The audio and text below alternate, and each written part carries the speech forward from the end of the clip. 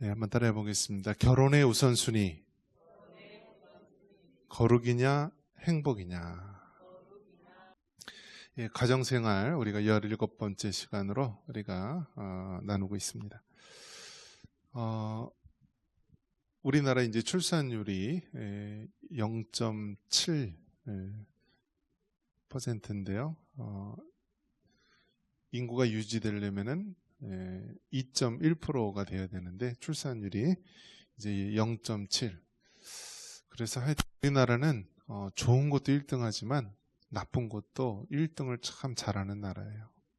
빠른 시기에 우리나라가 경제발전, 민주주의를 이루었지만 또 한편으로는 빠른 시기에 망하는 것도 빨리빨리 해요.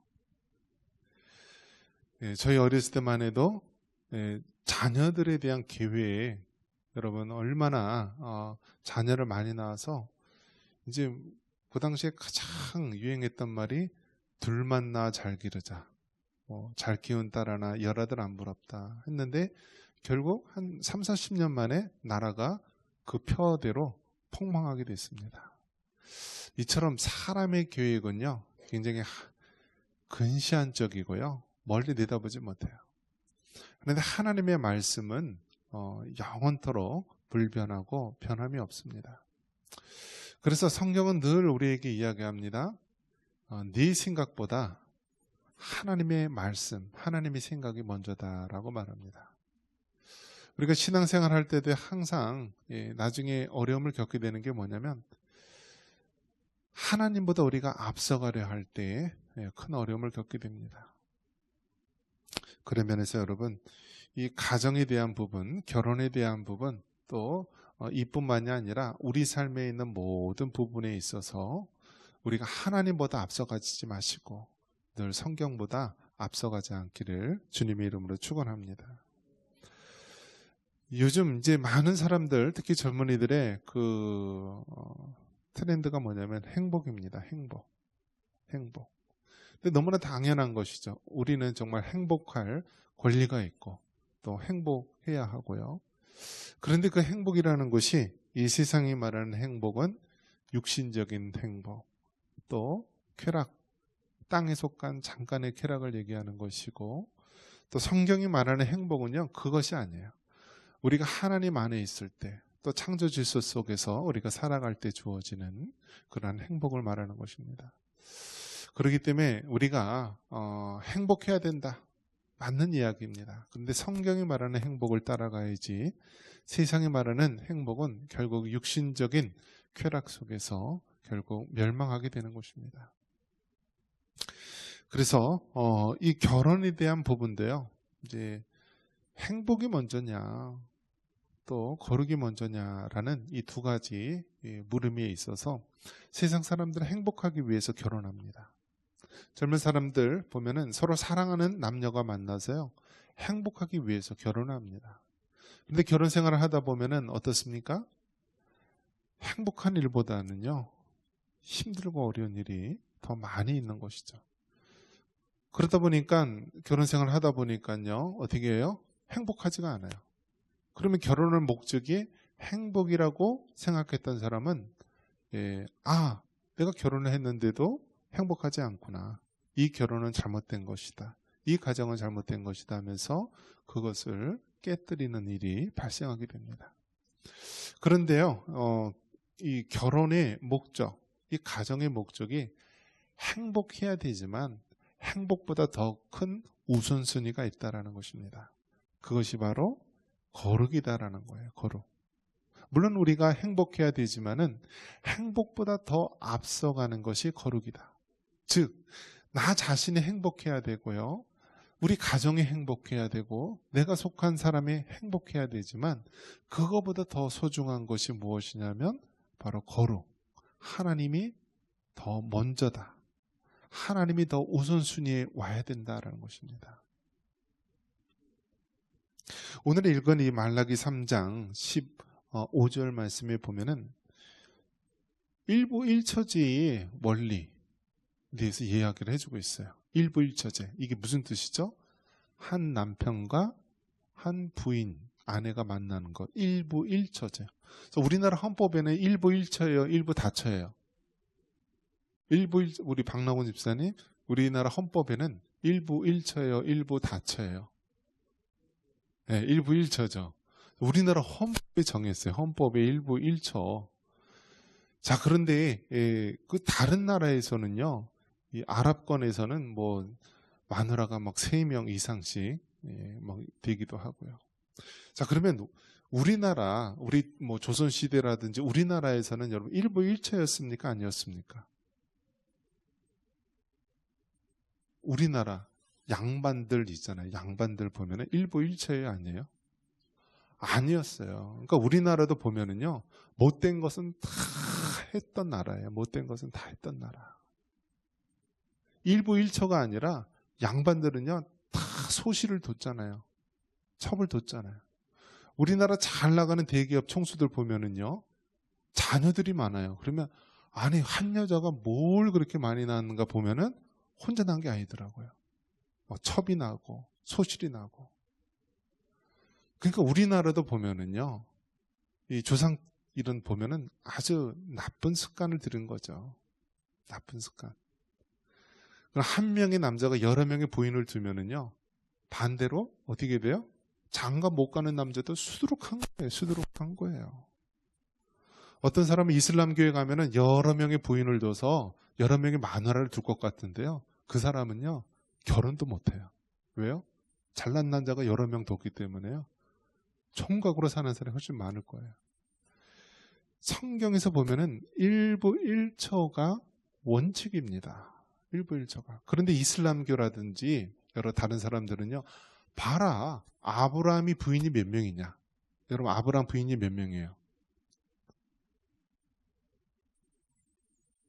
사라가 있고요, 하갈이 있고요, 나중에는 그두라라고 하는 그러한 사람도 있어요. 그러니까 아브라함이 부인이 3명이에요. 부인이 3명.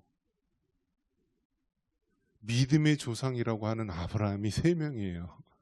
그러면 그 믿음의 조상 따라서 살아가야 되는 거예요? 아브라함 따라서 우리도 3명 둬야 되는 거예요? 그게 아니다라는 거예요. 그러면 우리가 족보를 쭉 따라 올라가면 최초에 죄가 이 세상에 들어오기 전에 최초에 하나님께서 남자와 여자, 남편과 아내를 여러 명 만들었느냐, 한 명 만들었느냐? 아담의 부인이 누구예요? 하와, 한 명이잖아요. 그러니까 하나님께서 창조했을 때, 창조 질서대로 보면은 한 명이 맞다라는 거예요. 그런데 그 이후에 죄가 들어온 이후에는요, 이처럼 여러 명의 부인을 둔 일들이 생기게 됩니다. 그리고 과거에는 여성들이 살 수 있는 기반이 없었어요. 그러니까 성경에도 보면은 가장 이 불쌍하고 가난한 사람이 고아와 과부라고 했습니다. 그럼 왜 과부가 왜 불쌍하느냐? 그 당시 과거 고대 사회에서는요, 여성이 살아갈 수 있는 기반이 없는 거예요. 그냥 구걸이나 해서 그냥 구걸에서 얻은 것으로 간신히 연명만 할 뿐이지, 요즘처럼 여성이 뭐 직장을 나간다든지 경제활동을 하든지 사회활동을 하는 시대가 아니다라는 것이죠. 그렇기 때문에 고대 시대에는 여성이 살기 위해서 그렇게 이슬람 같은 데서는 일부 다처를 허용했다, 그런 이야기도 있습니다. 어쨌든 성경이 말하는 이 창조 질서 속에서는 일부 일처다라는 것입니다. 그러면 이것을 왜 우리가 성경적으로 왜 일부 일처를 해야 되느냐? 그것은 경건한 자손을 얻기 위해서다라는 것입니다. 한번 따라해 보겠습니다. 왜 일부 일처냐? 경건한 자손을 얻기 위해서다. 할렐루야. 그래서 여러분, 하나님이 원하시는 거는요, 가정의 행복도 중요하지만 더 하나님께서 가치 있고 중요하게 여기시는 것이 경건, 거룩이라는 사실입니다. 여러분, 결혼해보니까 어떤가요? 결혼해보니까 이 3대 거짓말이 예전에 있었죠? 뭐였죠? 처녀가 결혼 안 한다는 것, 장사하는 사람이 미친다는 것, 그 다음에 노인이 빨리 죽어야 된다는 것, 이게 과거에 이게 3대 거짓말이라고 그러더라고요. 처녀가 결혼 안 한다는 것. 그런데 대부분 다 결혼을 했던 시절이었죠, 예전에는. 그런데 이 결혼에 대한 생각을 보면은 결혼은 우리에게 그리스도인에게 거룩, 경건이라고 하는 그 목적을 이루는 하나님의 중요한 수단이다라는 것입니다. 중요한 수단. 우리가 지나온 결혼 생활, 또 우리의 삶을 되돌아보면요, 홀로 사는 것이 더 편할 수도 있어요. 홀로 사는 것이 더 간섭 안 받고 살 수 있어요. 그런데 신앙의 원리에서 본다면요, 홀로 사는 것이 그것은 특별한 경우를 제외하고는 하나님께서는 가정을 이루도록 하신 것입니다. 여러 가지 이유가 있지만 특별히 왜 결혼을 하고 왜 가정을 이루고 일부일처를 이루고 왜 자녀를 둬야 되느냐? 하나님께서 이를 통하여 가정을 경건하게 하고 거룩하게 만들기 위함입니다.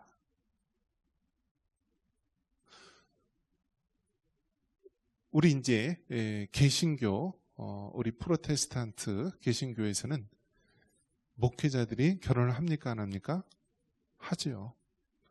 반면에 이제 카톨릭 같은 경우에는 신부들이 결혼을 합니까 안 합니까? 안 하죠. 그 사람들은 결혼을 하지 않고 평생을 이제 수절하면서 그렇게 홀로 그 길을 걸어갑니다. 반면에 이제 목회자는 개신교 쪽에서는 결혼을 해서 가정을 이루면서 살아가죠. 그러면은 이제 저는 이제 목회자 결혼을 한 개신교 입장에서 보면은요, 신부들에 대해서 물론 나름대로 그 가운데 고민이 있겠지만은 이 개신교 목회자처럼 더 많은 짐이 있을까? 가정이라는 것을 이루지 않고서 어떻게 그 가정 안에 이루어지는 많은 일들을 이해할 수 있을까? 심지어는 그러더라고요. 결혼을 한 번도 안 해본 신부님이 결혼하는 남들에게 결혼 수업을 하더라고요. 그래서 그런 생각이 들어요. 아니, 결혼도 안 해본 신부님이 무슨 예비 신랑 신부에게 뭘 가르치지? 가르칠 게 있나? 그런 생각이 들기도 합니다. 어쨌든 우리 인생에 있어서요, 결혼이라는 것, 가정을 이룬다는 것은요, 엄청난 시련이고 훈련이고 고난이 될 수 있다는 거예요. 왜 하나님께서 이러한 것을 허락하셨느냐? 바로 거룩, 경건이라는 사실을 여러분 잊지 마시기를 바랍니다.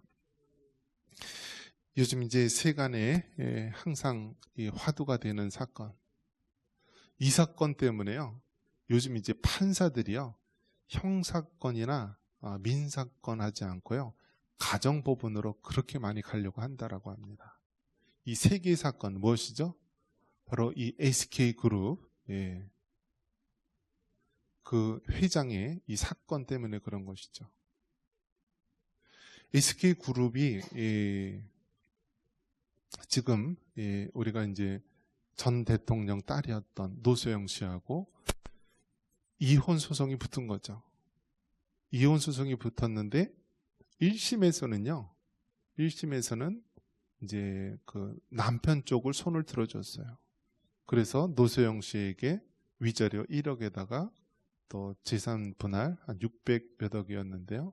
2심에서는 이제 여자 쪽, 아내 쪽 손을 들어줬습니다. 그래서 위자료가 20억이고, 그리고 이제 재산 분할이 1조 3천억 원, 뭐 하여튼 그 정도 되는 금액입니다.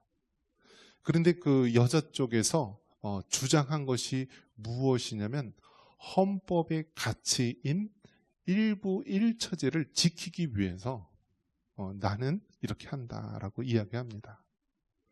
그래서 그 이제 노소영 씨가 그 여자 쪽 노소영 씨가 1심에서 재판에 져가지고 딸하고 이렇게 집으로 가는데 딸이 그런 얘기를 했다라고 합니다. 이 엄마가 재판 다 이제 포기하고 내려놓을까라고 했더니 그 딸이 그런 엄마하고는 같이 살고 싶지 않다고 얘기를 했더라고요. 그래서 이제 이심을 했는데요. 결국 그 돈에 대한 그러한 것도 굉장히 혁신적이었고 굉장히 특별한 것이었지만 그 안에는 일부 일처라고 하는 이 헌법적 가치를 지키기 위해서 그렇게 했다라는 그러한 내용이 굉장히 가슴이 와닿습니다. 그 SK그룹 했을 때 여러분 어떻습니까?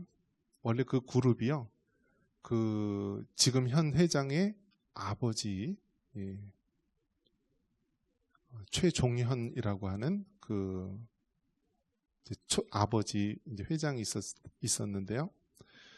그 회장이 굉장히 뛰어난 그런 인재였습니다. 그러니까 우리나라에서 뭐 서울대 나와가지고 미국에서 이제 뭐 위스콘, 그 시카고에서 이제 석사까지 하다가 이제 다시 왔는데요. 하여튼 그 우리나라에서 가장 석학이었고 또 장학지단을 통해서 많은 인재를 키웠던 사람이고요.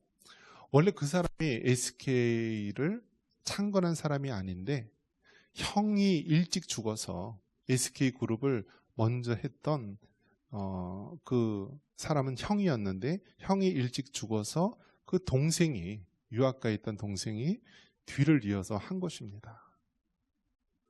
그러다가 이제 결국 이제 그분이 이제 죽고 지금 현 SK그룹 최태원 회장이 됐는데요.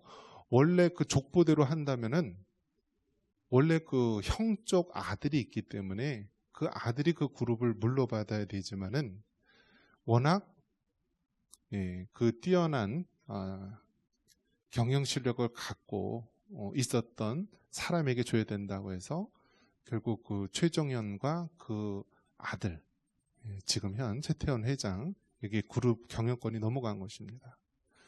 그런데 여러분 결국은 어떻습니까? 가족들 식구들이 가장 경영을 잘할 것이라고 했던 지금 현 회장에게 기업 경영권과 모든 것들을 다 물려주고 했는데요. 결과적으로 어떻습니까? 성경에 나온 대로 이 가정이라고 하는 이 부분들을 잘못 다뤄서 결국은 안 좋은 모습으로 우리에게 영향을 주게 된 것입니다. 이 최태원 회장이요, 2014년도인가요? 그때 분식회계로 인하여서 징역 4년형을 받아서요, 감옥에 수감됐습니다. 2년 반 동안을 감옥에 있는 동안 지금 현 부인인 이 노소영 조강지처가 열심히 옥바라지 하고요. 또 전도하고 그것을 신앙도 갖고 그렇게 했는데 나오자마자 다른 여자랑 눈이 맞아가지고요. 딸을 낳은 거예요. 결국 여러분 어떻습니까? 가장 최고의 기업 총수이고 경영 능력이 좋고 그래서 형제들이나 집안 사람들이 저 사람에게 기업을 물려줘야 된다라고 하면서 다 상속을 포기하면서 지금 현 회장에게 물려줬지만 결국 단 하나, 가정을 소중히 지키지 못하는 모습. 우리나라 헌법이 주장하고 있는 일부 일처의 가치를 제대로 지키지 못하고 결국 자신의 행복을 따라서 결정을 하다가 가정의 거룩을 잃어버리게 된 것입니다. 그래서 여러분 기독교인입니다. 지금 그 최 회장도 기독교인이고요. 노소영 그분도 기독교인입니다. 이것이 다른 사람 이야기가 아니라 하나님을 아버지라 믿는 그런 성도들 안에서 일어나는 이야기입니다. 지금도 여러분 우리에게 끊임없이 도전이 있습니다. 지금도 여러분 우리에게는 얼마나 많은 미혹과 시험이 있는지 모릅니다. 우리가 경건해가지고 우리가 믿음이 좋아서 바람을 안 피는 게 아니에요. 우리가 믿음이 좋아서 다른 살림 안 차린 게 아니에요. 무슨 뜻이에요? 죄를 지을 기회가 없어서 그렇죠. 우리도 그러한 대그룹 총수나 회장이 되면은요, 더 많은 미혹이 있을 수 있다라는 거예요. 그렇기 때문에 이러한 문제는요, 모든 그리스도인들이 끝까지 우리가 짊어지고 가야 될 귀중한 문제라는 것입니다. 그 위대했던 다윗이요, 거인 골리앗을 물맷돌로 쓰러뜨렸던 그러한 위대한 왕이었던 다윗이요, 결국 한낱 그 목욕하는 여인 우리아의 아내를 바라보고요, 결국 범죄를 하지 않았습니까? 그래서 간음죄를 범하고 우리아를 결국 전쟁터에서 다른 사람의 손을 빌어서 살인죄를 범하고요, 그리고 다 하나님도 주변에 있는 사람도 다 모르는 것이냐, 그렇게 위선적인 삶을 살다가 결국 선지자 나단이 와서 결국 다윗의 죄를 묻지 않았습니까? 우리가 다윗보다 더 위대합니까? 우리가 다윗보다 더 믿음이 좋습니까? 우리가 다윗보다 더 경건의 생활을 잘합니까? 그렇지 않다라는 것입니다. 그렇기 때문에 우리는 이 말라기 2장 15절에 있는 말씀처럼 하나님께서는 결혼을 귀히 여기시고, 왜 한 명의 아내를 두게 하셨느냐면 경건한 자손을 얻기 위해서, 그 가정이 하나님을 거룩하게 섬기고 그 자녀들이 경건한 하나님의 자녀가 되도록 우리 하나님께서 원하신다는 사실을 여러분 기억하시기 바랍니다. 우리가 죄를 지을 기회가 없어서 죄를 안 짓는 것이지, 우리도 정말 그런 죄 짓는 자리에 있으면 그 죄를 물리치기가 쉽지 않다라는 거예요. 평상시에 우리가 경건으로 무장되어 있지 않고 평상시 하나님의 성령으로 우리가 사로잡히지 않는다면요, 다윗처럼 또 세상에 나와 있는 많은 그러한 유명한 사람들처럼 한순간에 넘어질 수 있다는 사실을 기억하시기 바랍니다. 말씀을 맺습니다. 오직 하나님께서는 한 명의 남편과 한 명의 아내를 두었습니다. 그 이유는 단 하나, 경건한 자손을 얻고자 하심이라고 말합니다. 여러분, 가정의 행복도 중요하지만 더 귀한 것은요, 우선순위는 경건이고 거룩이라는 사실을 잊지 마시기 바랍니다.